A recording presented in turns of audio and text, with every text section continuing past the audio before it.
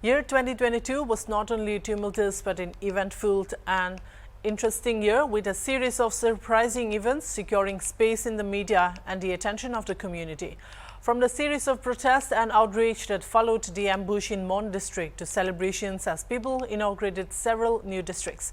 Here are some of the notable events that took place in 2022.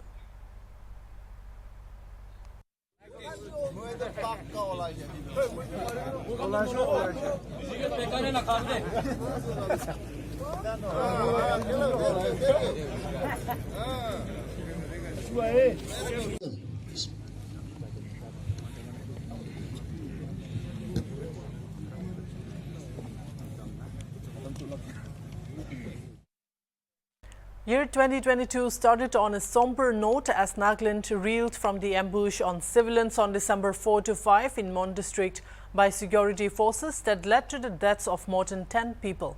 About 14 persons, including a soldier, lost their lives in a security forces ambush and retaliation from the public in Nagaland's Mon district.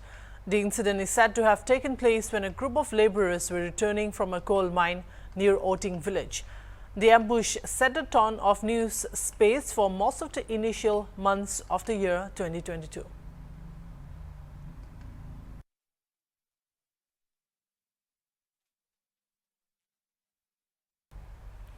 On 22nd July 2021, the NPF announced its intention to join the state government, resulting in the formation of an all-party government or so-called opposition-less government.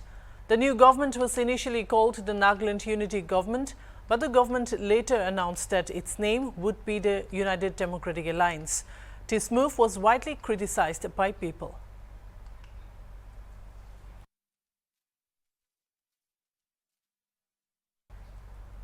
The year also saw the creation and inauguration of districts Temenu, Chumukedima, Shamator and Newland district.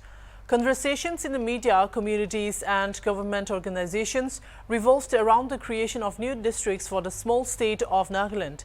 Another issue that kept the state on its toes was discontent from people of areas that would be affected by the district creation. The Joint Coordination Committee of Villages for Dimapur district wrote to the Chief Minister of Nagaland in regard to the bifurcation of Dimapur district and demanded that 41 villages in the district remain untouched and let them be within Dimapur district.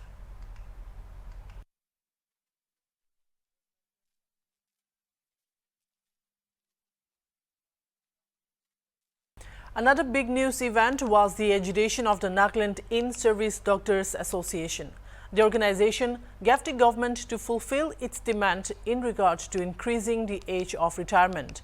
The President, Dr. E. Pianzatang, said that the origin of the NIDS demand can be traced back to the announcement made by Prime Minister Narendra Modi on May 26, 2016 at Saharanpur in UP, stating the retirement age for all government medical doctors across the country would be raised to 65 years due to acute shortage of medical doctors and to retain the services of experienced doctors for a longer period.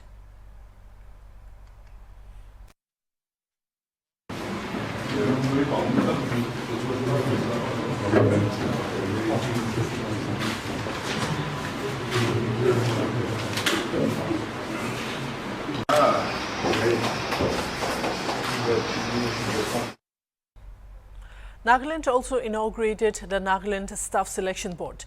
The newly created NSSB conducted its first exam in November 2022. The NSSB came into existence following years of agitations by students' groups demanding a board that would ensure fair recruitment practices to jobs in the government.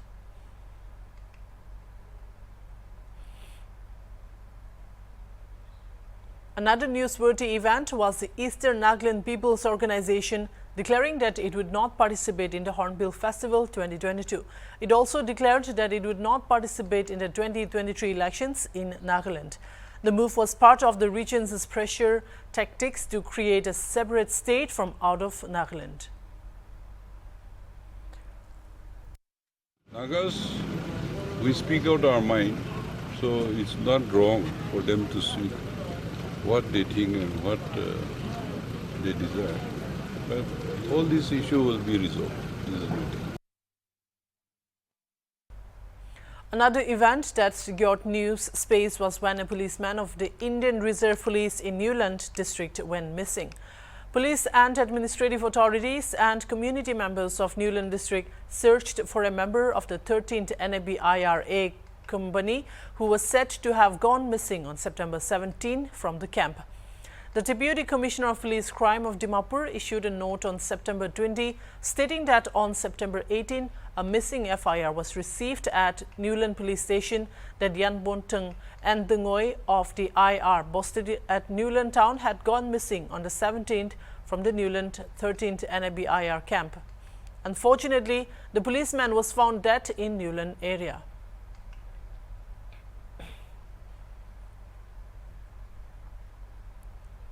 The three-day 12th session of the 13th Nagaland Legislative Assembly began on September 20, during which saw discussions on important matters, particularly exploration of petroleum and oil and curbing illegal immigrants in Nagaland.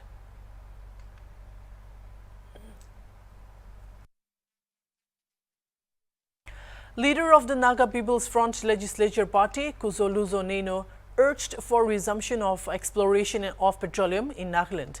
Speaking about the inner line permit, he also called for checking the influx of illegal immigrants in Nagaland. Again, a significant news event was the government of Nagaland phasing out ad hoc and contingency appointments, according to Chief Minister Nipirio, during the 12th session of the 13th Nagaland Legislative Assembly. Responding to a question raised by MLA Yitachu on the government's policy to resolve ad hoc and contingency appointments attaining retirement, Rio said on Tuesday that the question of such a policy does not arise as ad hoc and contingency appointments are by their very nature temporary. No policy is therefore required to provide on their attaining the retirement age, he added in the written reply.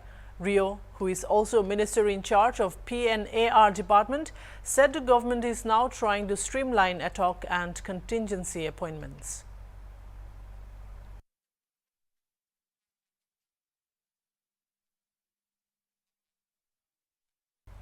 A major event in 2022 was the second Nagaland Olympic and Paralympic Games, a multi-sport event that was conducted from August 22 to the 27th in Kohima.